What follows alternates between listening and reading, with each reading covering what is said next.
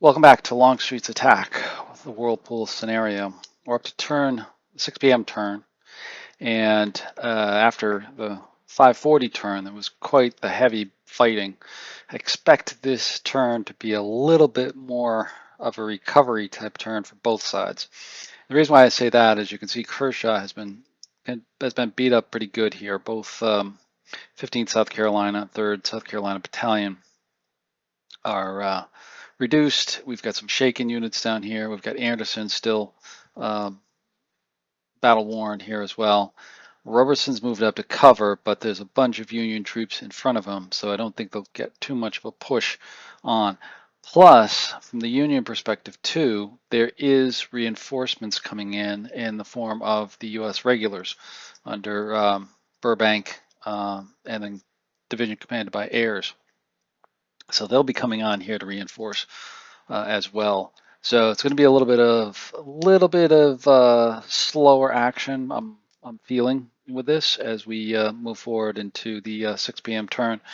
Again, Union has to recover here quite a bit. There's a number of shaken units here that need to try to recover themselves and get back into fighting form. And the Confederates need to do the same there as well. So let's stay tuned for this turn and see how it goes.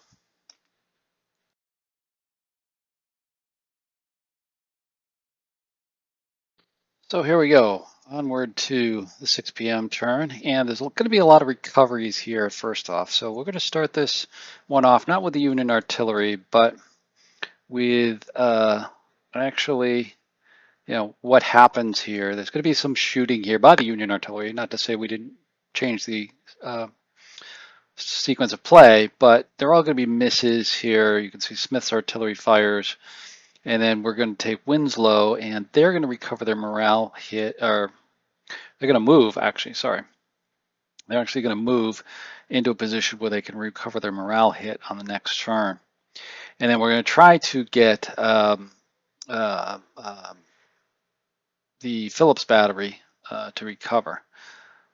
But he fails to recover, and actually I just noticed too, he's too close to recover, so no harm, no foul with that. So then Humphreys' chit is drawn first, and he actually activates, and they're going to regroup, try to get Humphreys' units, which is one off the board and one shaken right here, back in good order. First thing is going to be the shaken one is coming back into good order. Second one is going to be Burling on the broken track over here, which actually should have been flipped over. So there he is, a 1. Going to try to recover, and he fails. So he doesn't come back on the board, and he gets activated, and then we move on to the next one. So it's a USA command chit that's drawn. Actually, I should show you the chit draw as we go along here. And next is going to be a CSA command chit, and then USA gets a rally chit that comes out next. So we're going to use this on Schweitzer right here. He will be able to get rid of his morale hit. Or no, excuse me, I think I'm using it on Kelly. Yes, sorry, on Kelly over here to try to get them back in good order. Yeah, the 63rd, 69th, and 88th are back in good order. Okay, and the Confederates play rally right behind it. This one is going to be on one of Kershaw's units. The one that was shaken down here recovers. Then we're going to get the fog of war chit, and actually rolls 6 potential Confederate casualty, but 36 doesn't get it. So then the Union pulls a good ground chit, and that's going to go right on the Trostle Farm to try to protect that a little bit.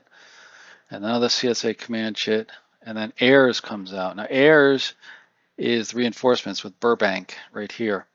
And what they're going to do is move up. They're going to go into attack. First, they try to activate. They do. They're going to go into attack. And it's going to be no shooting, but they're going to move up. It's basically using the attack to try to move into position as far as they can. Of course, they can't get next to any units because they ran out of movement points moving up there, but at least that gets them into position to help guard Weichert Farm and try to get in to protect what's left of Millerstown Road on the Union side of things.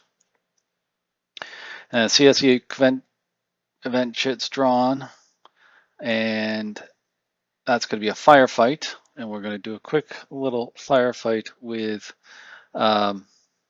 these units here, the Kershaw's 15th and 3rd South Carolina against this mixed bag of Zook and Brook right there. And they're going to get an 11, which is a miss. And the Union's going to shoot back at them, and they roll a 12, and nothing happens from there. Okay. Then we get Bernie's chit drawn. They roll a 4, and they fail. All right. So from there, we had some recoveries and reinforcements and rallies for both sides under here. And then we move on to the next highlights, which will be a little bit of fighting coming along. So we'll see that here in a second.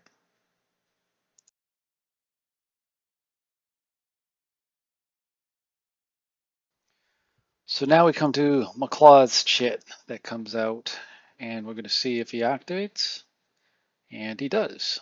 So McClaw's is going to activate Kershaw, and they're going to defend, try to do some shooting at good ground folks and try to recover some units, particularly these Schick ones down here, to keep them going. So first off, we're going to get some shots here. 2nd South Carolina is going to take a shot at them over there.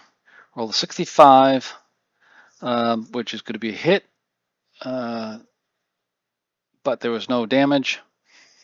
And then the 8th South Carolina is going to shoot at them as well, and they roll a 23 and miss.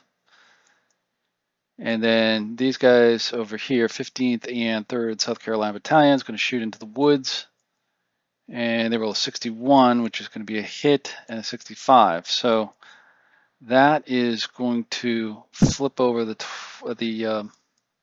66th New York, and they're going to have to retreat 2 hexes. Now Kershaw's other unit, 7th South Carolina, recovers. All right, and that's all from McClaw's. Keeping the pressure on, a little bit of firing in there, and pushing back some of the Union units.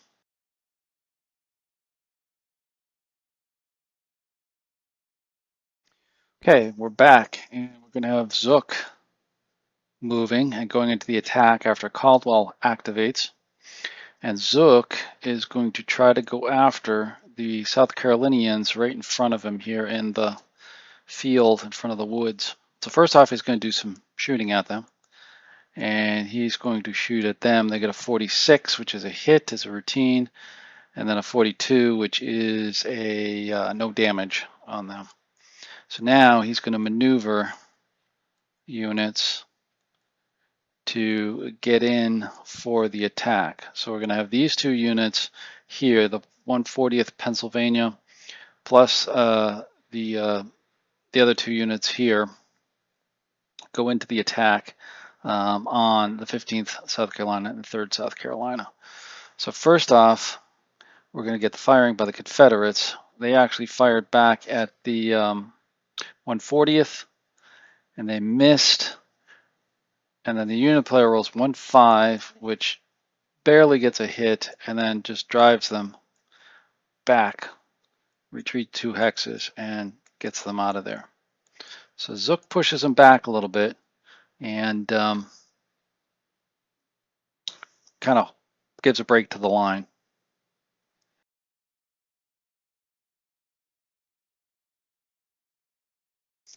Okay, Hood replacement finally comes out, and they fail to activate Robeson. So what's going to happen here is the 3rd Arkansas is going to take a shot over here at Kelly and see what they can See what they can do. So they roll out, ooh, a 66. That's going to be a hit. And then a 46, which is going to be battle worn. And then 2 morale hits, and then retreat 2 hexes. So 3rd Arkansas pushes them back with a quick little volley. And then we're going to get Robinson's 1st Texas to try to shoot at the 118th Pennsylvania. Excuse me, 17th Maine. Roll a 2-4 and a 5-4, which is a miss.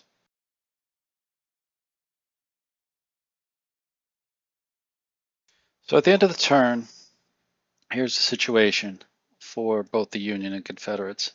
The line is pretty much the same. A few movements here and there with regiments falling back from volley fire, but nothing has really been pushed back. Confederates have pulled back a little bit to recover some of their units, and they have successfully with Kershaw and Benning a little bit. Anderson has continued to move up despite having mostly battle-worn units. From the Union perspective, recovered a few units here as part of their activations, but did get a few pushback like Zook and Kelly over here in the center. So recharging for the next turn, we'll have to see what 620 brings with the Confederate reinforcements coming in and more Union reinforcements. We see here on our reinforcement tracks that the U.S. gets a 2nd brigade of regulars coming in, as well as the Confederates get 2 brigades of fresh units to come in to attack with McLaws. So we'll see what happens. Renewed attacks will occur on the next turn, and we can see if the Union can hold or not Trostle Farm, Weichert Farm, and Houck's Ridge. See you on the next one. Please like us, subscribe, and comment. We always like to see those comments. So thanks for watching. Bye.